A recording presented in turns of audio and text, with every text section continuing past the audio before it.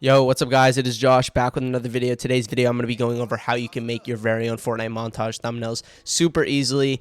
Before I actually get into it though, I just want to say a bunch of you guys, about 70% are not subscribed to the channel yet, so make sure to drop a sub. It is 100% free for you guys to do, and you can change your mind at a later date. But that being said, all of the links will be down below in the description if you want to check those out to download the softwares that are going to be featured in this video. Hope you guys do enjoy, learn something new, and I'll see you guys on my PC. Alright guys, so the first thing we're going to be doing is we're going to be launching Adobe After Effects. I know you may be surprised because normally people use Photoshop to make these montage thumbnails, but what I'm going to be doing is I'm actually going to be doing this inside of Adobe After Effects because it gives us the flexibility of selecting the frame that we want to use, and it does allow us to actually use a lot of other plugins. I know these plugins do exist on Photoshop, such as the universe plugins and all that, but what I'm actually going to be doing is I'm going to be using After Effects to actually create this thumbnail for 100% free, and then we're going to do some touch-ups in Photoshop lastly. So quickly before I actually get into it though, I'm just going to pop up on the screen what I mean by these thumbnails. I've used them for the past couple highlights that I've done, so pretty much what we're going to do is I'm just going to find a random clip on my PC. So for example, I'm just going to find a random folder. So let's say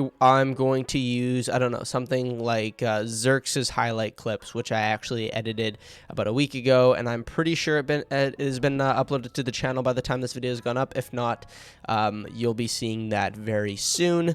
But what I'm going to be doing is I'm just going to be finding some sort of clip. So the cool thing about this is you have the flexibility to do whatever you'd like, honestly. So for me, the resolution is actually going to be 1920 by 1080. We just want to kind of find a good frame that would work. So for example, what I've been doing recently is I've been picking a frame where there's like the enemy is clearly visual, or not visual, able to be seen, as well as the character that is in the main frame. So honestly, we could do this frame. So from there, we're just going to click on our layer, go to layer right here, and then we're actually going down to markers, add a marker just to this frame, so we know that this frame right here is the frame that we want to make our thumbnail on. So from here, all we're going to do is we're going to click on the layer, press Control D, that'll duplicate our layer, and then we could actually hide this one for now. From there, what we're going to do, you can press Control Space if you have the plugin, or you can go to Effects and Presets right here, and there's actually a built-in Radial Blur feature in After Effects. So what I'm going to do is I'm actually going to find the Radial Blur. So I'm just going to look up Radial Blur, and I'll just use the default one. So I actually have one called it's just under Blur and Sharpen. I'm going to add that, but I have a one from Ignite that you also can use. They're pretty much the same. So I'm going to actually change this to 12. I know it looks super weird right now. From there, what I'm going to do is I'm going to change it from a spin to a zoom. That way we can see, instead of it being a spinny kind of blur, which I've seen people do, but they normally put the blur down to like a 2 or like a 4 or something like that, something not as intense. We're just going to put it up to 12, and we're going to make sure it is on zoom, and then we're going to set the anti-aliasing to high, which actually just does like the outlines of the characters and stuff like that. So from there, all we're going to do is we're just going to unhide this layer so we can see the blur kind of goes away, and we're actually going to zoom in on this character so we can see her. We're going to select the mask tool while having this layer selected, and what we're going to do is I'm actually going to outline this skin right here. What you're going to need is you're going to need the universe plugins for After Effects, so look up a YouTube tutorial for this, but I'm actually going to speed this up. I'm going to go all the way around the character and the gun just by clicking with this mask tool, and I'm going to speed it up and see you guys after I've actually done this.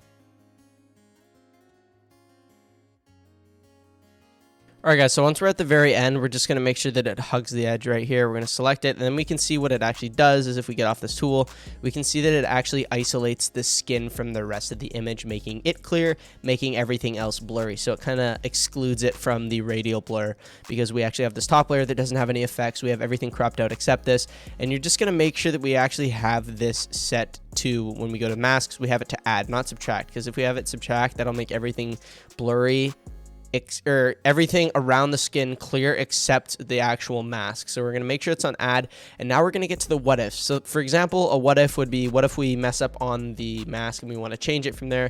Pretty much what we can do is we can just adjust any singular point if we really need to, and that'll just have it like that. We could just adjust this. And another what if is, what if we have this little area right here that we also need to get rid of? So from there, what I'm going to do is I'm just going to click again, and we're going to start a new mask, and we're just going to do a quick outline right here. It's not going to be the best job, but let's just say we want to do something quick like this. We outline that, and then from there, what we're going to do is we're going to find mask 2, which is green. We can see this one is the green, this one is the pink. We're going to make sure it's on the green one. We're going to go subtract, and that'll actually add the blur to the little middle point right here, which will actually include it in the radial blur effect. From there, all we're going to do is we're going to utilize the universe plugins that we downloaded. So if you want, you can just look it up here. We're just going to look up Ecto, and it's Uni Ecto. This is the effect we're going to actually add to the skin, and that actually adds this glow right here that you've seen probably in the thumbnail. So for example, all we're going to do, just make sure we don't move the layer right there. We're going to click on the top layer, and we can actually adjust these settings, such as the, sorry, not this.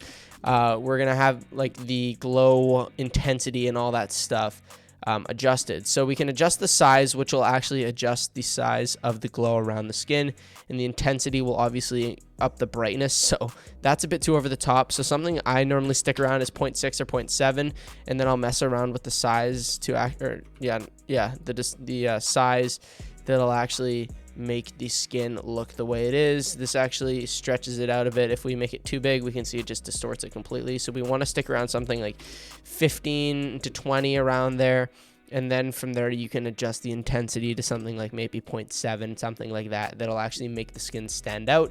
And from there we could actually adjust the colors. If you want something like a red, that looks super nice.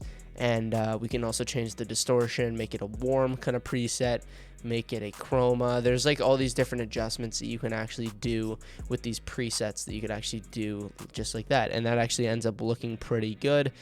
From there, all we can do is, if we want to, we can change the brightness down a bit just like that, and that'll actually make this pop from the rest of the thumbnail. So I'm actually just going to change it back to cool. I'm going to change this to something like red, and then I'm actually going to change this to 0.7, and then change this one to something like 20. So that'll actually end up looking like this. If we really want to, we can do the exact same effect to the skin right here. To do that, we would just get we would duplicate it again and then include that as a mask and then add ecto effect to that.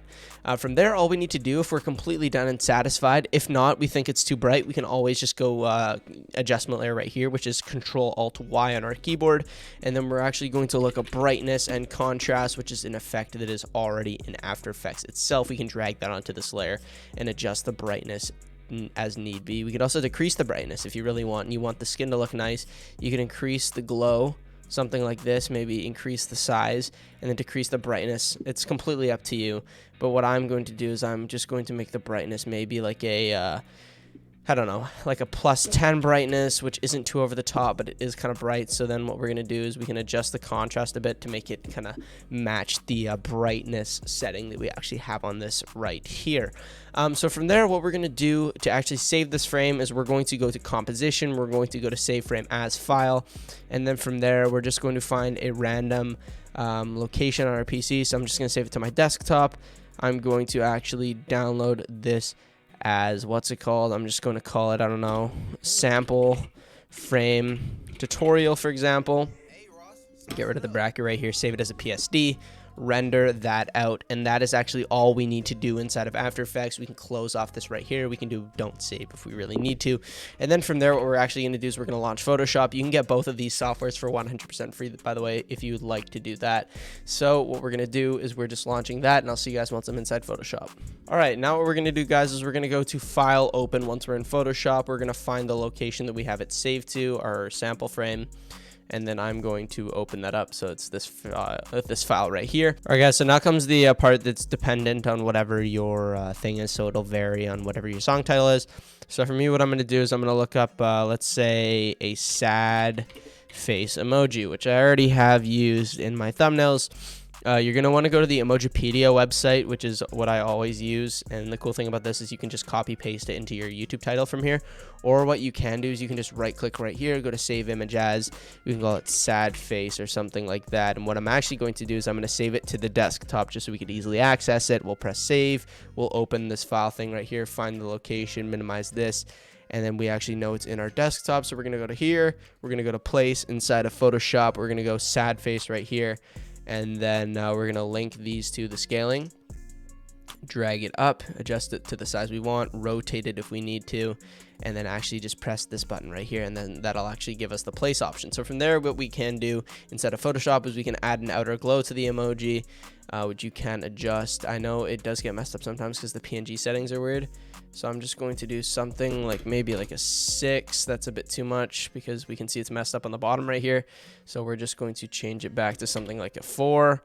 and change the size to maybe like a 13. That's too much. 12 is kind of this nice in-between level right here where we can see a bit of an outer glow, but it doesn't get too messed up. So first, once if we're actually done, so if we're done with the sad face, what we can do is we can right click on it, we can rasterize the layer, and then we can go to image, adjustments, brightness, and contrast, and actually increase or decrease the brightness. You probably would want to increase it, if anything, maybe up the contrast, down the contrast, whatever you want to do. So yeah, that's pretty much that. All you got to do from there is just go to a file, save as, name it, save it as a JPEG, and then save it to wherever you want on your PC. But that's actually pretty much how you can actually add that to your Fortnite montages. Just a nice little thumbnail, which will actually maybe lead to more views. Who knows? It'll blow up your channel, something like that. Always good to have that. Hope you guys enjoy though. Like, comment, subscribe. Hope you guys did learn something. Give me some suggestions down below for tutorials in the future. Hope you guys enjoy, and I'll see you guys later. Peace out.